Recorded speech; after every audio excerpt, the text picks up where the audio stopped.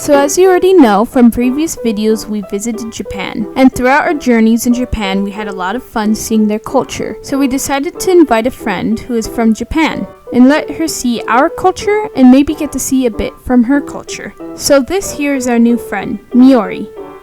And for the next 4 weeks we will be showing her a bit of American culture. Click the link above to see our travels in Japan. Anyways, let us bring you along to some of our journeys we had with Miori, even though it was 115 degrees outside.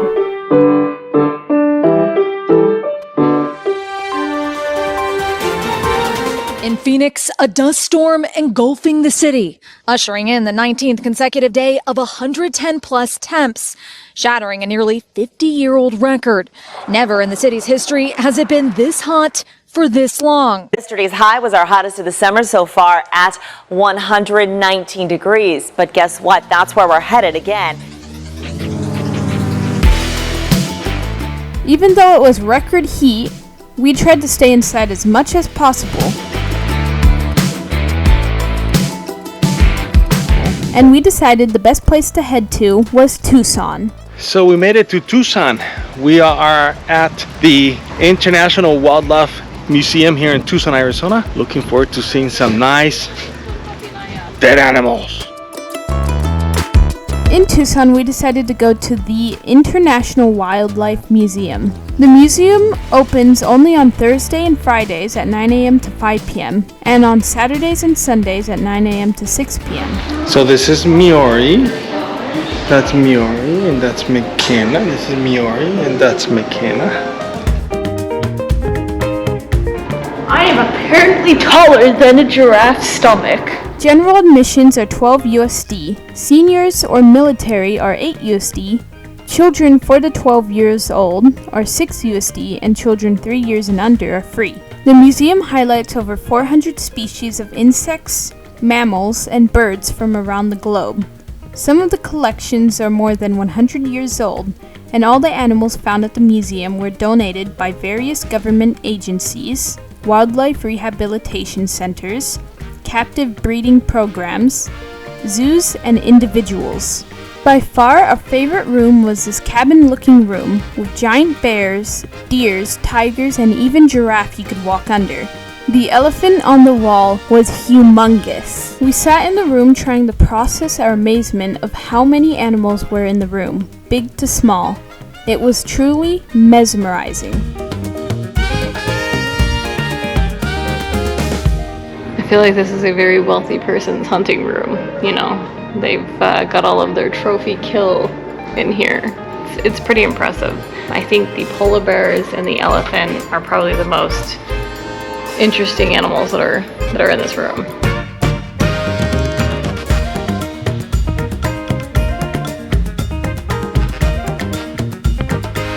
Who's the turkey? Your turkey? The turkey is the turkey.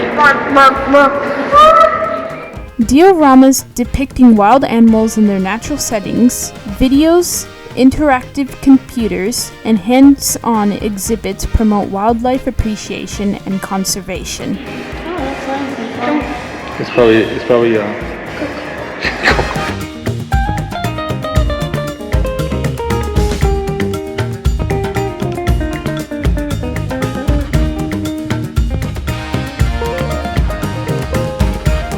Wolverines are almost extinct. They have been entirely eliminated in the United States, so they're only in Scandinavia and some parts of Scandinavia and Russia that they're left. And they have mostly been declined because of people who've trapped them for their fur and believe that wolverines are nuisance.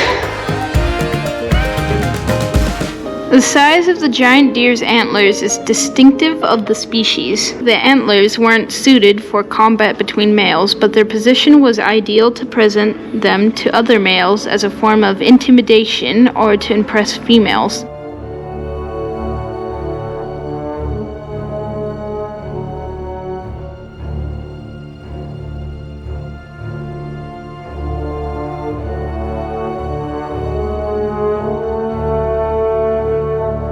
So the woolly mammoths grew 10 to 12 feet tall and weighed about between 12,000 and 16,000 pounds. They had a high-peaked head that was knobby on top, as well as a high back hump resulting from long spines and neck from the vertebrae. Woolly mammoths originated in Eurasia around 150,000 years ago. Around 35,000 to 18,000 years ago, they crossed into North America via the Bering Strait. Fossilized remains have been found as far south as Kansas. The museum showcases animals all across the globe, from the North American Great Prairies to the Amazon jungle, from the African savannas to the deserts of Australia. You name it.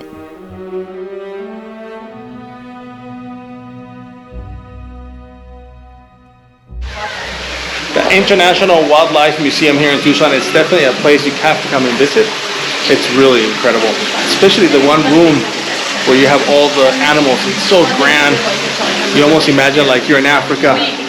All these beautiful, grand animals. It's a very inexpensive place to come and visit with your family. So I highly recommend, if you're driving through the 10 freeway across the US and you're close to Tucson, stop by, because it is a beautiful experience.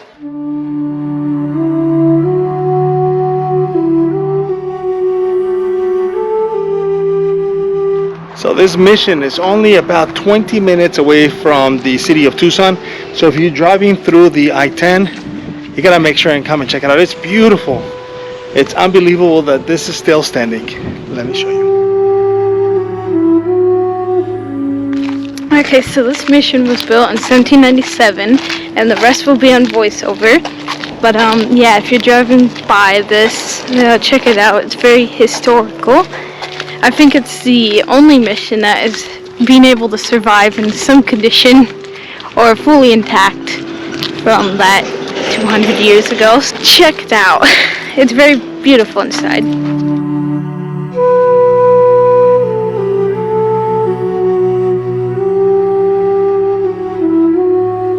Inside this beautiful mission is impressive architecture. Like most European churches, the interior of San Xavier is laid out in the shape of a Latin cross. The mission showcases beautiful frescoes, and angels are everywhere the eye can see.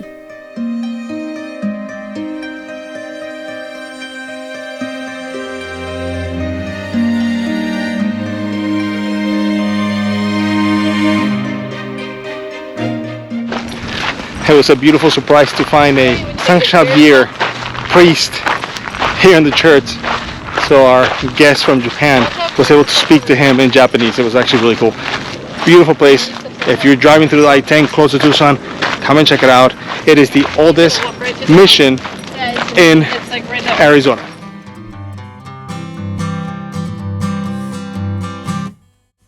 It was time to take our guest from Japan to a real Arizona ghost town. Goldfield Ghost Town back in the 1890s had 3 saloons, a boarding house, a general store, blacksmith shop, brewery, meat market, and a schoolhouse. So they have a few options of tours. They have a mine tour and also a small little train tour. And I think there was a hidden something also. I'll show you the price. It's pretty economical, and they get it to into different environments. When the grade of ore dropped, the town died and became a ghost town. The town did reopen back in 1910, on and off until 1926.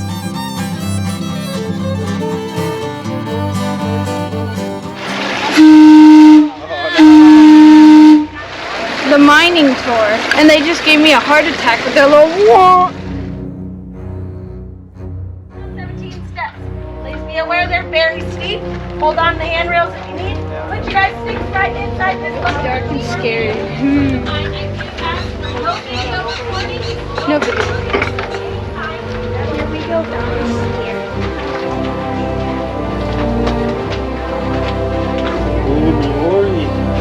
Very scary, Nori.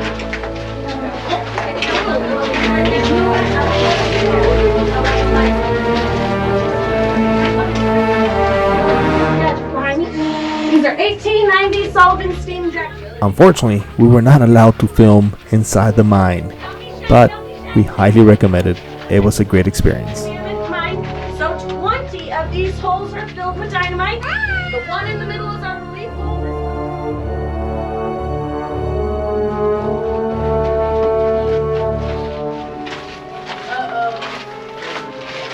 What happened? What'd you say? So the mine tour was actually quite fun. It's about a 45-minute walk down. You know, they make it feel like you're underneath the mine. They have a great explanation about what's down there and what the miners have to do. And at the end, we're back out here doing some activities. Highly recommend if you're in Phoenix. It's probably about a 30-minute drive from downtown Phoenix. So highly recommend if you're in Phoenix, come and check it out. It's a beautiful, great place. Kids will love this place.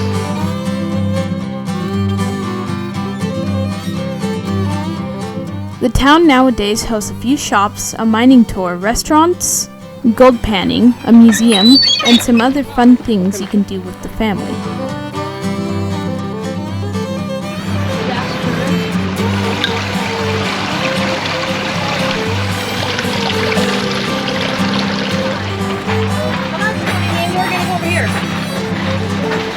Hold on, McKenna, can you tell us how? You put the sand in here, and then you go to get the diamonds. Yeah. Get all the sand out. Oh, okay. You got it? So there's nothing like a little gold mining. Obviously they have actual gold mining on the other side, and this is just, you know, colorful rocks. It was $10 to get the bag, and you know, they're just panning, getting the sand out, and then they give you a little bag to put the rocks. And it actually explains what kind of gems they're going to be getting. So actually, quite nice, not expensive, $10.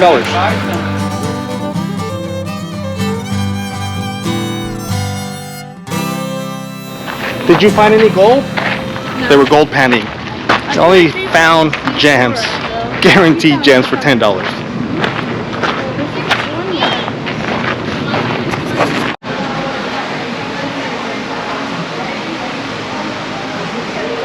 Six and a half hours later. Good old cowboys.